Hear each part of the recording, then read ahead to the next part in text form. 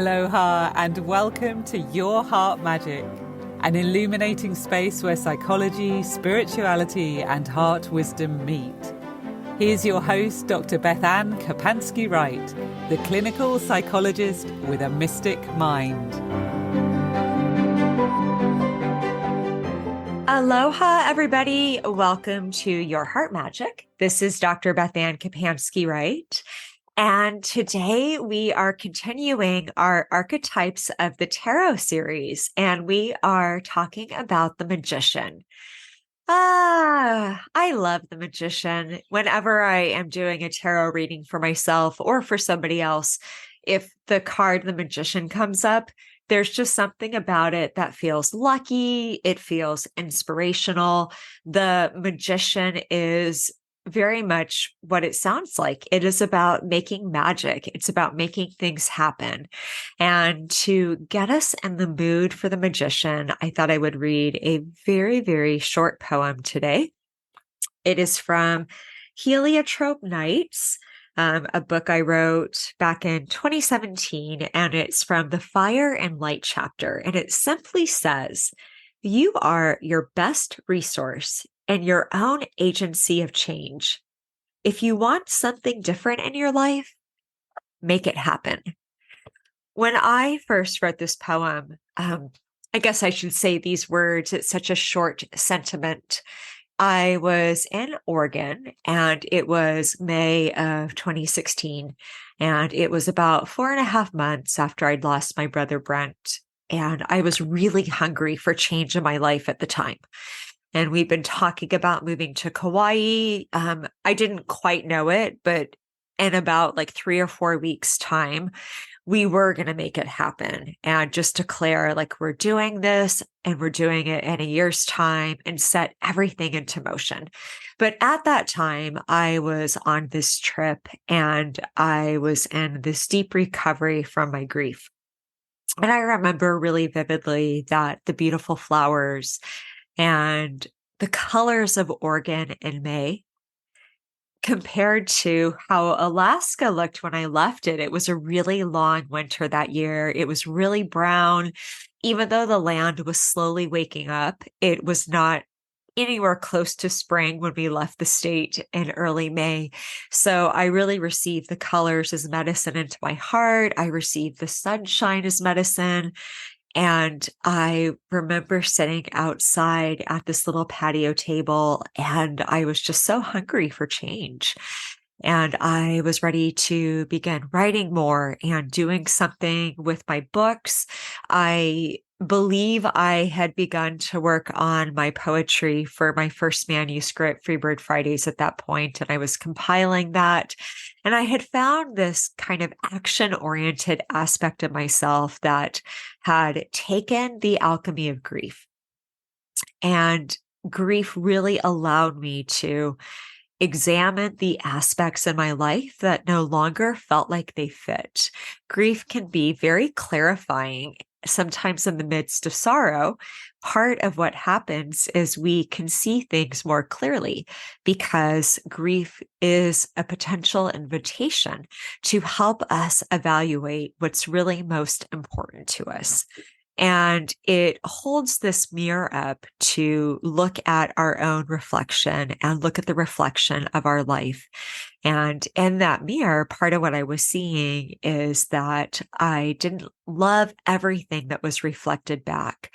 Some of that reflection felt like experiences that were so familiar to me that I wasn't growing and I was just so itching to do something different.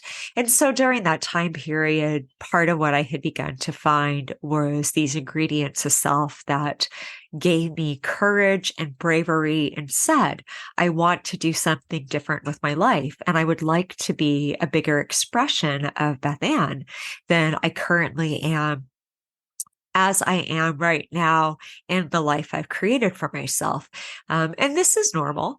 As we move through our lifespan, we will be drawn to growth and self-discovery and change in different forms.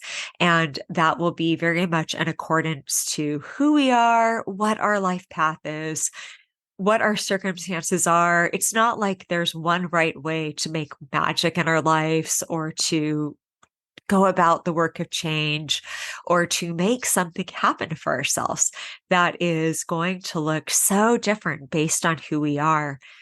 But at that time, I was coming to a reckoning of self in many areas of my life. So I had begun writing. I was really ready to do more with my words and start writing books, even though it was a little bit terrifying. I was just ready to take it from blog form to book form. And I knew that I wanted to move to Kauai.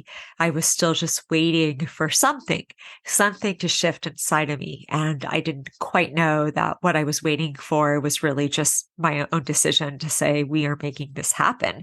I think I was waiting for the universe to give me a blueprint and say, yes, this is the right decision for you. And here is exactly what you need to know.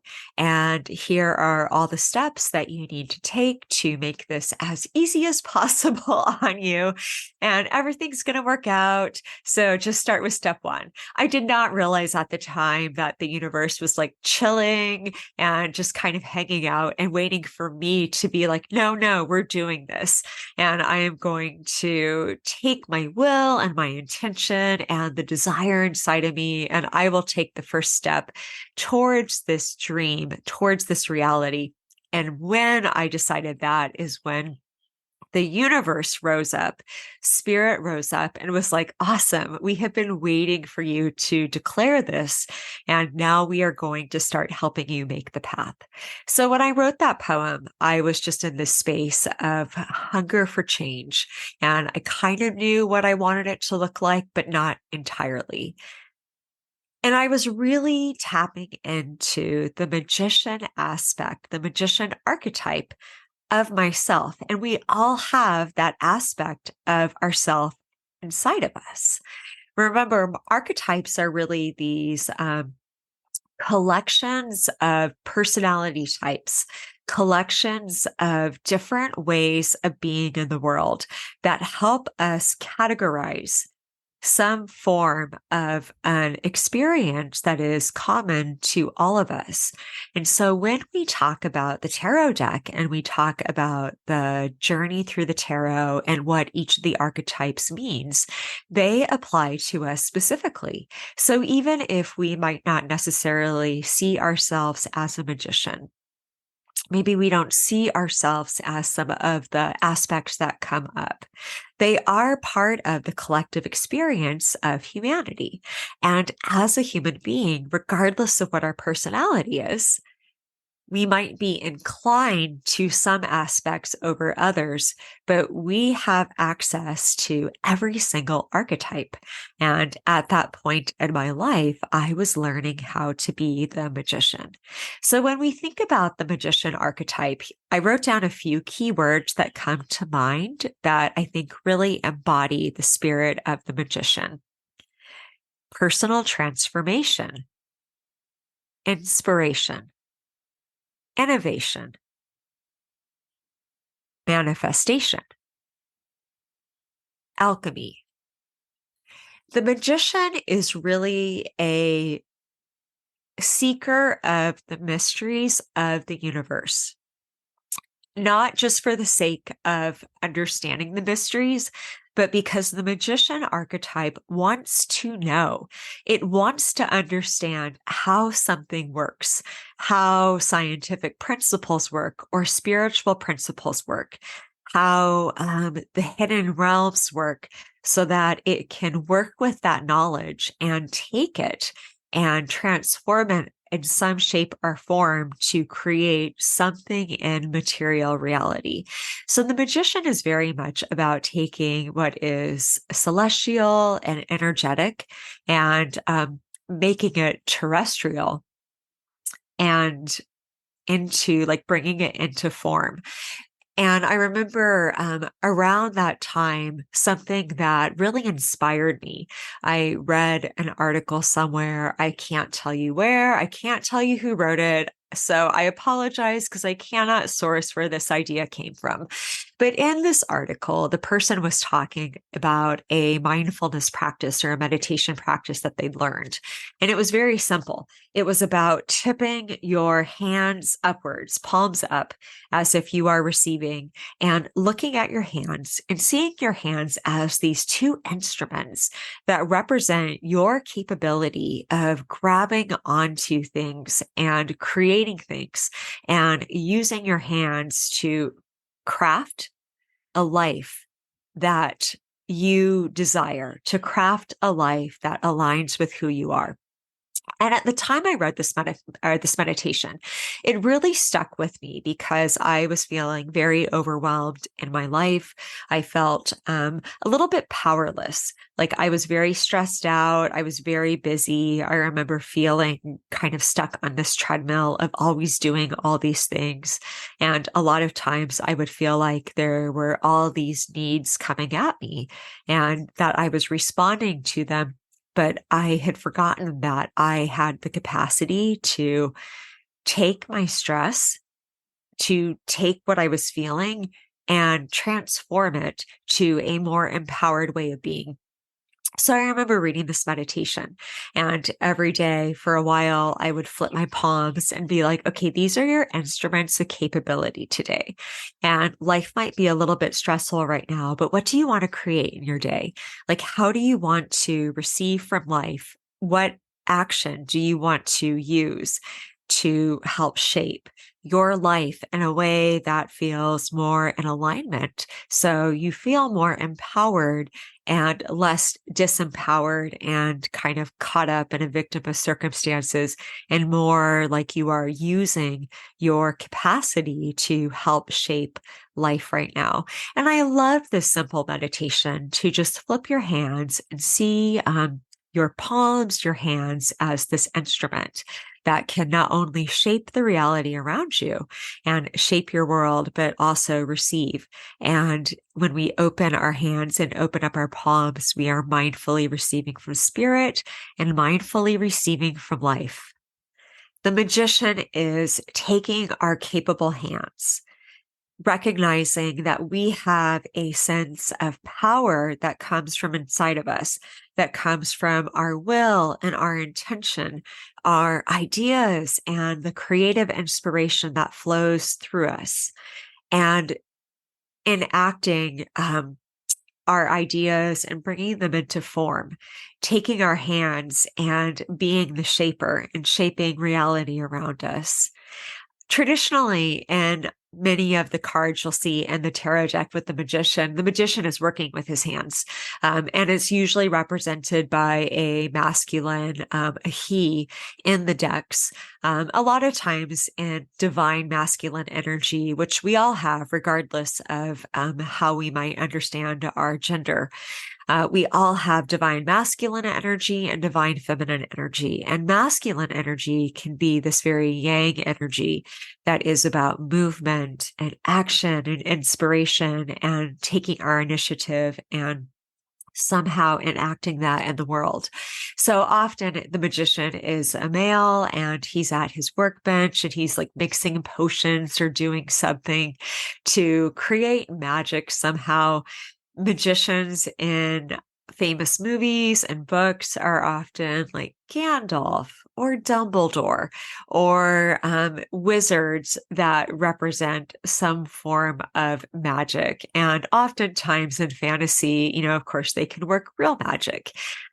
I think when we are talking about our current reality, most of us, the magic that we work is less to do with mixing potions and having like superpowers where we're able to do something. But like, wouldn't that be awesome? I feel like so many of us are like, yes, please. If there's a superpower available out there that I can do something really cool like that, I will take it. But for many of us, what we are really talking about is using our talents that we have, our will, our intention, our spiritual connection, using those gifts. And that is kind of the ingredients, the alchemy, the potion that we work with to mix it up and create some form of transformation. So I love the Magician. It's such a positive card. And I just want to share a few perspectives on how we can be the magician in our own lives, how we can be our agent of change and recognize the capability that we have. So the first one is, I think, as magicians, one of the most important things we have is the power of self-belief. If we don't believe in our capacity to make magic, to make a difference, to shape our reality in a way that supports who we are, if we don't believe in that, if we don't believe in our dreams, if we don't believe in our gifts or our abilities, it's very hard to make magic in this world and to work with energies of manifestation and transformation. When we don't have a sense of self efficacy and self belief, we tend to feel disempowered. We tend to feel like we are stuck in our circumstances. We might feel like we are a victim of our circumstances. And I want to say this gently because there are times where we are in extremely difficult circumstances, or maybe we've been through a lot of trauma or some form of an illness, some form of grief, something that has really robbed us of our ability to feel any kind of sense of personal power. And I just want to acknowledge that there are times that happens in life and it happens on the journey. And it does not mean that you don't have the magician inside of you. It might mean that there are other aspects of being that you might find more helpful at this point in time. If you are feeling really crushed by life, you might use your magician to create opportunities for healing for yourself. You might have to rethink how this magician energy works for you. I gave the example of manifesting big changes in my life back in 2016 that resulted in writing books and moving to Kauai. That's like big manifestation energy. Sometimes we're not called to make something that big. Sometimes we are called to manifest, like I said, healing opportunities or manifest self-compassion and inspiration that comes from a source other than ourselves because we feel like our well is dried up. So if you find yourself in a space where you do not feel particularly capable, and there's a reason behind that, you've had some big stuff happen in life, then I invite you to take this archetype today and make it your own and make it apply for your life at this time. But in general, going back to what I was saying about self-belief, sometimes we don't have self-belief because it's just a self-worth issue, or there might be some weeds in the way where we feel like, well, I don't believe in myself, or I don't believe I'm worthy of a beautiful life, or all that stuff is for somebody else, but it's not for me. So we want to look at any sources that we might have of self-doubt and fears and anything that tells us that we can't, and really work at kind of rooting out any weeds that might be in the underpinnings of what we are trying to build our magic upon. Because I think that the power of self-belief and the power of continuing to show up for ourselves and to say, I believe in what I am called to create, or I believe that I'm worthy of a beautiful life. I believe that I'm worthy of healing. I believe that good things are meant for me. I believe that abundance and joy are meant for me. I believe that my spiritual connection and my intuition and my personal heart magic are all gifts and resources that I have, and the world needs them. That sense of self capability is really, I think, the embodiment of the magician. The magician doesn't stop to ask for permission. If the magician wants to write a book, the magician doesn't stop and say, has this been written before? Who's going to publish it for me? Will people actually buy this? Do I have anything to say? The magician does not dive into the waters of self-doubt and allow those waters to be their resting place where they shut the project down and never bother to do it. The magician just does it and just has this optimistic belief that they are worthy of creating whatever it is they're trying to create. And I think that spirit and that attitude is so beautiful for us to be able to tap into. So many of us struggle with issues related to self-doubt and who am I to create this? Or we live in a world right now of such extraordinary information flow. And it seems like there is so much out there that people are doing and saying. It can be very overwhelming. And if you are feeling called to create something and add your voice to the mix somehow, a lot of times we undermine ourselves and don't even get going because we feel like somebody's already doing it or it's been done. I see this a lot with creatives who are looking to take whatever their hobby might be and do something bigger with it, which you certainly don't have to. Just a little side note. There's something so beautiful about creating for the sake of pleasure and joy. So we're never obligated to produce or to somehow make it bigger. This is more about connecting with your personal vision. And if you would like to do something with it, or you'd like to start something and do something for fun, and you think, well, what if I'm not any good at it? There's so many times that we shoot ourselves down and we just don't even get going because we feel like somebody else has done it better, or our voice doesn't matter, or some other form of self-sabotage. And I think finding that optimistic place where we remember, like, well, what if I just did it? What if I just signed up to, run my first 5K? What if I just decided to take up photography and I didn't care if I was amazing at it? I did it because I feel like I want to learn how to do that. What if I started that blog or cooked in a new way or created that course, whatever it is? What if I just decided that seeing myself as somebody who's worthy of abundance and happiness is my new mantra? And every day I'm going to wake up and say, I am creating a happy and abundant life. And I stopped looking at other people's life that I thought might be happier or more abundant. And I started believing that mine was. The magician has this very can-do attitude, and it's really underscored by this optimistic, inspired belief, not only in their capability, but their deservedness to bring that capability into form somehow and create whatever it is that they feel called to create. Which brings me so beautifully to our next point. And that is that the magician does not underestimate or minimize their gifts and talents.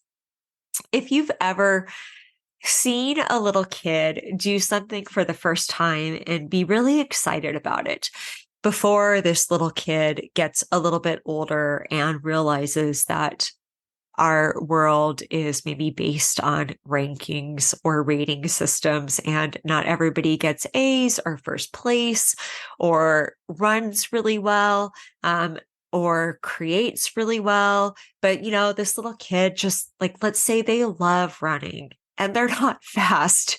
And, but they love it. They love it so much. And they maybe say to a parent, mom or dad, aunt, uncle, whoever it is, babysitter, like, look at me, look at me. And they like run across, one side to the other of a field, or maybe they swing on the monkey bars. Like it's the first time anybody's ever conquered the monkey bars. And there's this excitement about it and this joy. And it doesn't matter that at some point maybe they'll go to gym class and realize that they're less athletically inclined than others. And so maybe they decide that those things aren't for them because they're not athletic.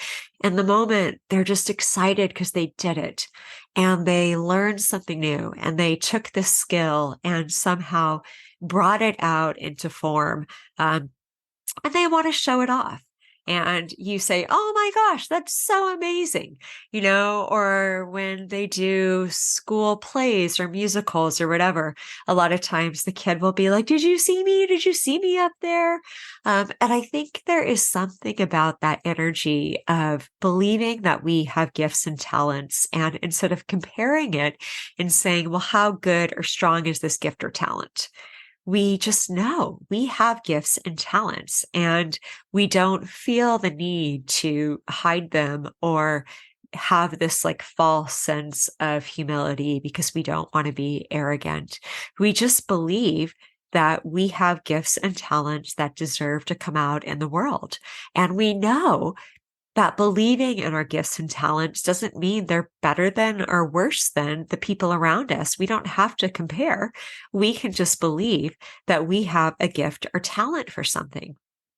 And I think that one of the things that is beautiful to do is to expand our idea of what gifts and talents are, because gifts and talents are not just abilities, and the ability to like do something really well. A lot of times when we think of gifts and talents, we might think of like, oh, they're really good at this, and that could be cooking, writing, a sport, some form of a subject matter in school. A lot of times we assign it to somebody. But what if somebody is an extraordinarily gifted listener? What if they are gifted with emotional intelligence and the ability to understand the people around them and the world around them? What if they are what if they have a talent for just loving and continuing to show up and say, you know what? Everybody else has given up on this situation, but I am going to continue to pour love into it and I'm going to hold out hope. A gift and a talent does not necessarily have to translate to something that you do. That is often how we think about them. Gifts and talents can also be ways of being that we, qualities of self that we bring into the world. And we anchor that energy and bring that quality to our relationships or to whatever it is that we do in our lives. A gift or quality could be like they have a gift to meditate and to create peace inside of them and send beautiful, peaceful prayers out into the world. What a gift. So I think the magician not only doesn't minimize their gifts and talents, they are generous with being like, I am gifted and I am talented. I can do this and I can do this and I can do this and this and this and this.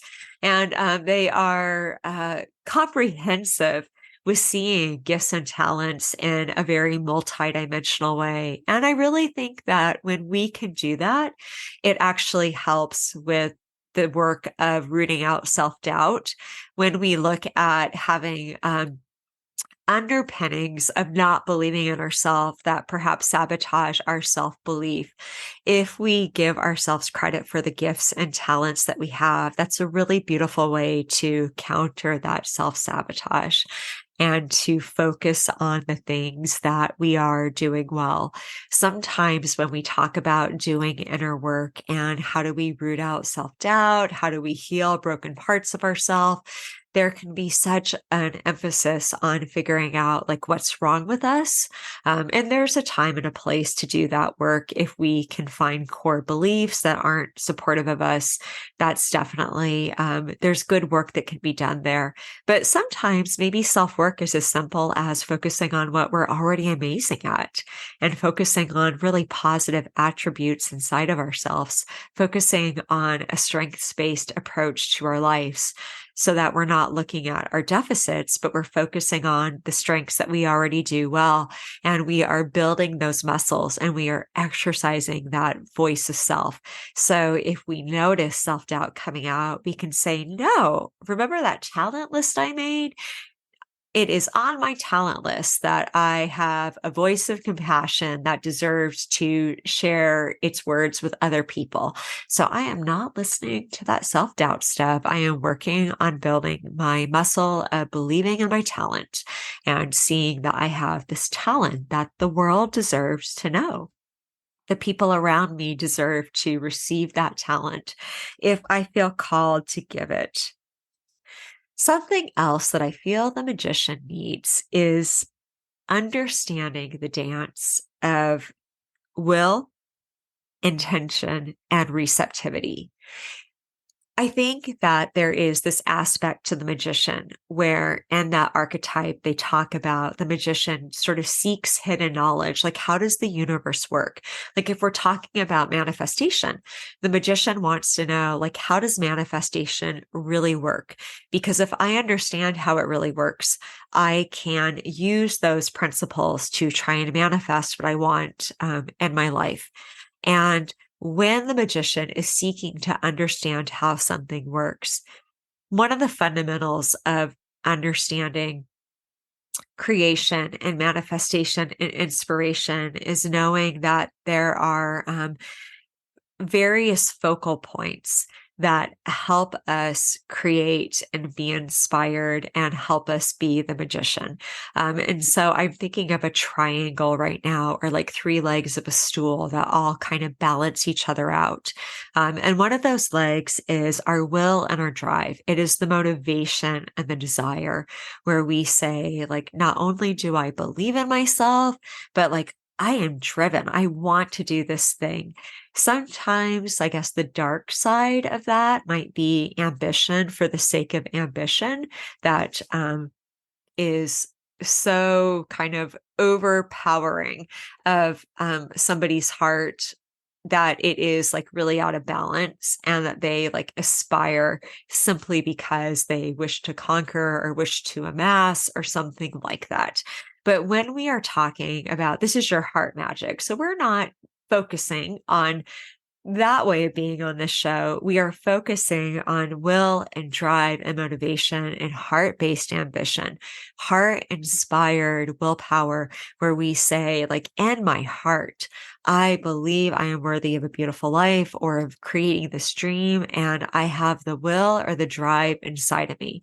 If we are struggling with that within ourselves, that's a beautiful gateway to do some journaling and figure out, why am I not motivated right now?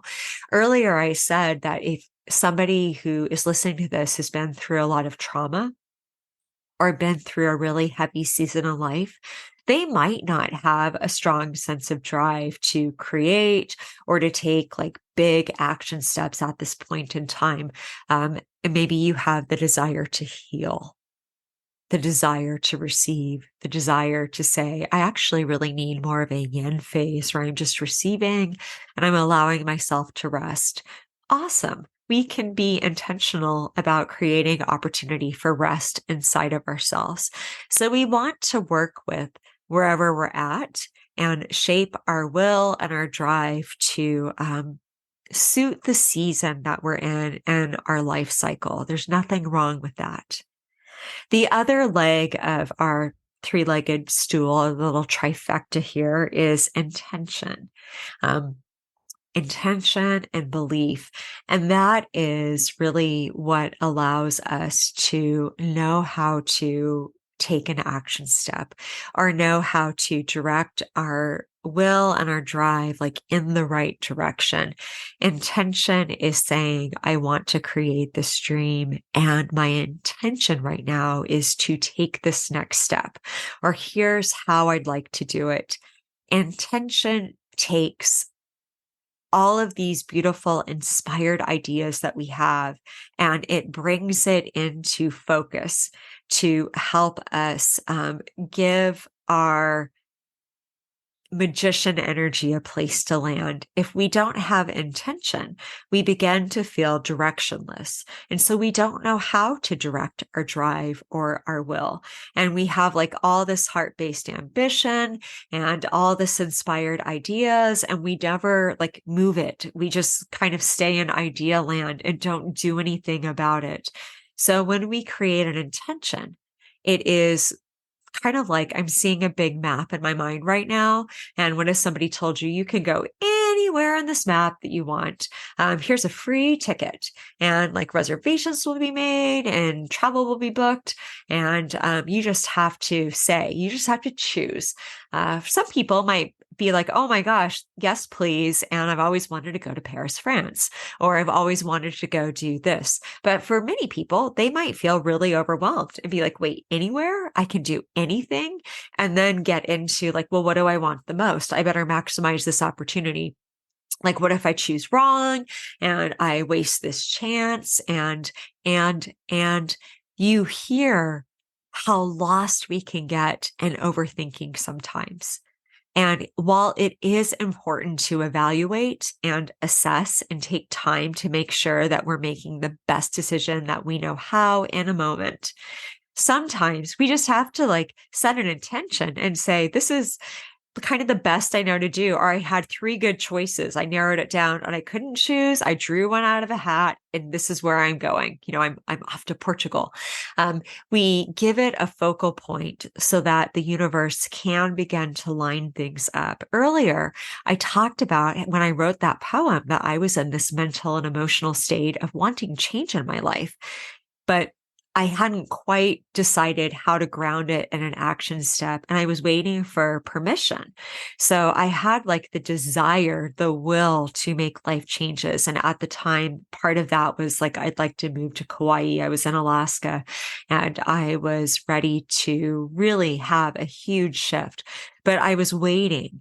Again, waiting for permission, waiting for the universe to give me the intention so I could take the first step. And really what happened is I declared the first step. It was sort of a we decision of having a conversation with my husband and being like, I think we should go like sooner rather than later. I think this is when we should do this, and making that decision. That was the intention. Like, we are moving to Kauai in the summer of 2017. And once we set that intention, that allowed us to start to mention it to the people closest to us. I had to start thinking about, how do I tell clients that I'm working with, and when do I have these conversations? That was the intention that began to drive this whole change. When I decided to write a book, I felt very overwhelmed by the process. And when I was putting together the manuscript for Freebird Fridays, the intention was, I'm going to write a poetry book, and I'm going to collect poems that I've already written. And I am going to, I kind of wrote this vision out for this book. I set an intention. So our intention gives us a focal point, and it allows us to take that action step. And then our third part of the triangle, our third leg on the stool, is conscious receptivity. And conscious receptivity is the intelligence to understand we can't do it all on our own. This is where our spiritual connection comes in.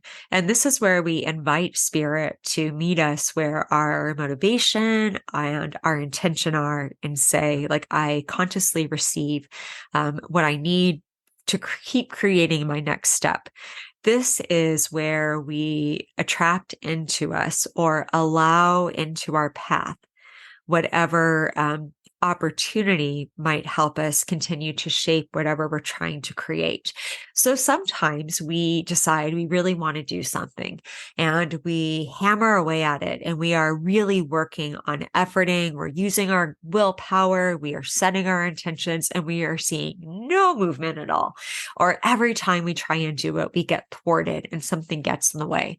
And I think this is where the art of consciously receiving and intelligently seeing like what life is presenting to us and what is spirit bringing into our path, and learning how to work with that, and learning how to dance with the greater stream of life That is really what makes the magician.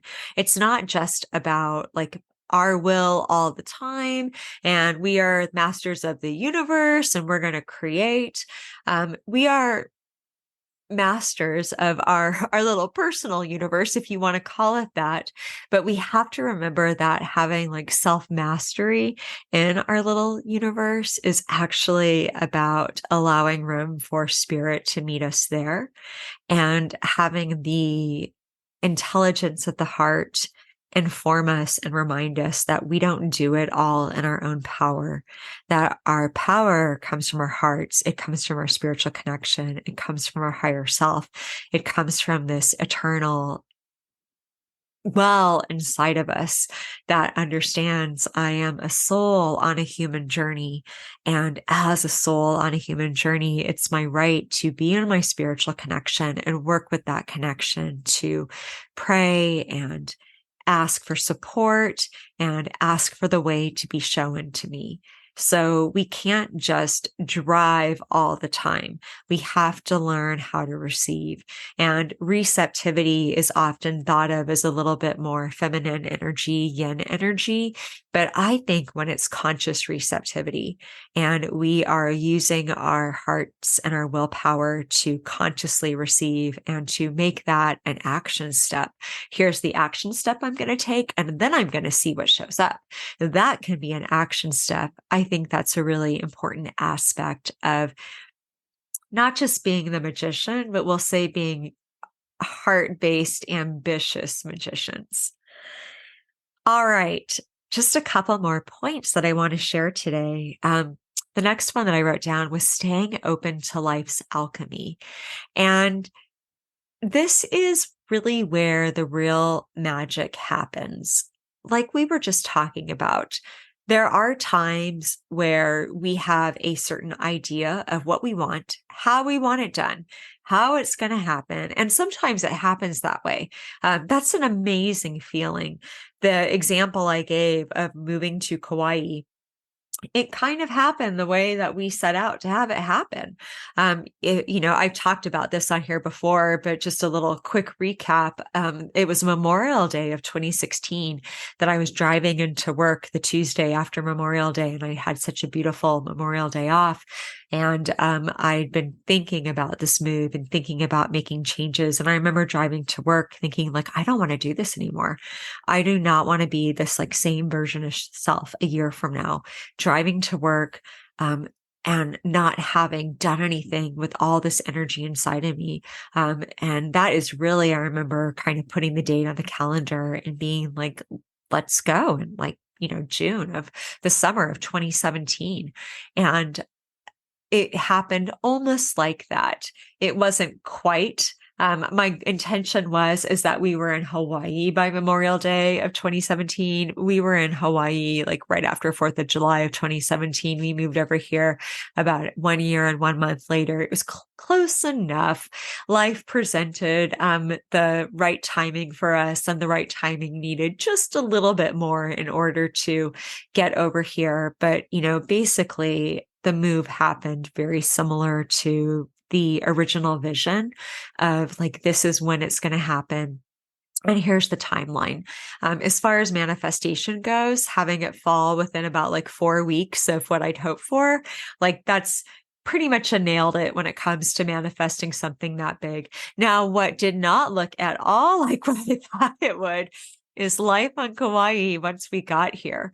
And I have a lot of stories over the last few years of a lot of like frustration where I felt like I was not making the magic happen. I was a very frustrated magician.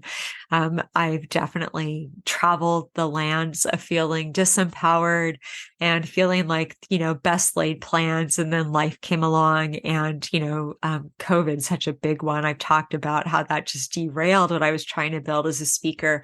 But there's been many, many things where I have now in frustration during my time on this island where I had a vision of how I wanted it to look. And I is bringing that like great manifesting magician energy to it. And life was like, I don't think so. And it just did not happen at all how I thought it would.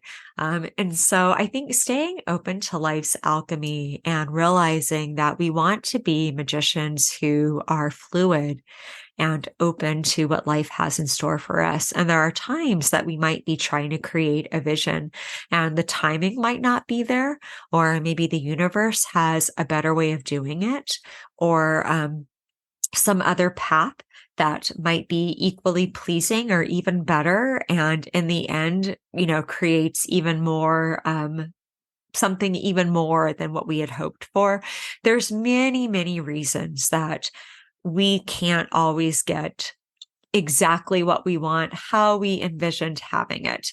And I think staying open to what life brings us and that conscious receptivity piece that I was talking about is the difference between being a disempowered magician versus an empowered magician who continues to believe in your magic, who continues to believe in your talents and gifts, who continues to believe in your vision.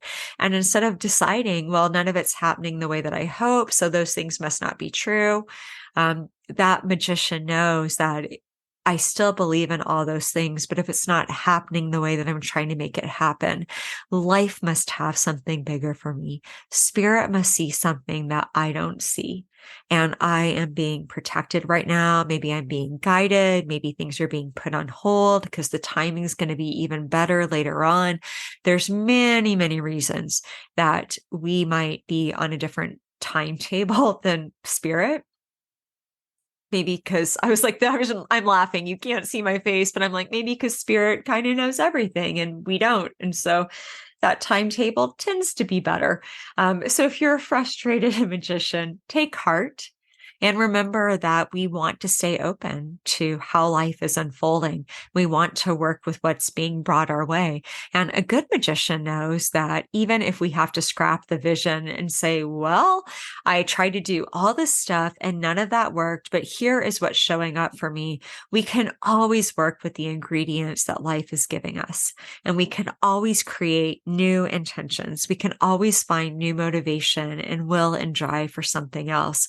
We can always say, I have no idea right now what I'm supposed to be doing, but my theme of the month is self-kindness. And so I am going to use my magician energy to practice self-kindness and to like really explore that as an aspect of self and to really strengthen my voice of self-compassion and self-kindness. What a beautiful way to use your magician energy. There's always a choice. There's always a step. There's always something that we can do to not only make a positive contribution to the world around us, but to make a positive contribution to ourselves and to our own lives. And that really brings me to our last point. It all comes back to your heart magic. And what I wrote down is like, your heart is your greatest magic. That is the primary fuel for your magician energy. We will have many hopes and dreams and goals and wishes that are beautiful and they're joyful. Some of them will be fun. Some of them will be about things that we want to do in the world, things we want to create. Maybe they're things we want to do because we've always wanted to cross something off a bucket list or travel somewhere or try a new food. Whatever would be on those lists for you of, if you could make a bucket list for the rest of 2023 going into 2024, what would be on it? That stuff is where we can really use our magician energy to be like, how can I make that one happen on my list? And those things are very personal to us. They're meaningful. They matter to spirit because they matter to us. But at the end of the day, what is most important is really like listening to our hearts. And that other stuff is kind of the filler things that make life fun. They make life pleasurable. They make us feel like maybe we're taking steps that help us feel good and things that we're achieving, things that we're doing, things that we can share with others. But our heart and what is in our heart and the love that's in our heart and the compassion in our heart's ability to break and heal and care and give us information so we can take heart inspired action in this world that comes from our soulful space of love and our spiritual connection. That is our greatest source of magic. So even if we're not crossing anything off of the bucket list, or it's a time in life where we're not able to do quite so much, and we just have to work with wherever we're at, and we are not loving kind of the ingredients that we have to work with, we can ask our heart, like, well, what magic can I create right now? And like I said, the heart always has an assignment for us. It always says, well, cultivate some joy today, or just be in nature. And your magic right now is I want you to go outside every night and look at the moon and see what the moon is doing. Notice the moon phases and be in relationship with nature. I mean, the heart always gives us some form of a simple wisdom that allows us to connect to what is authentic, what is real, what is lasting.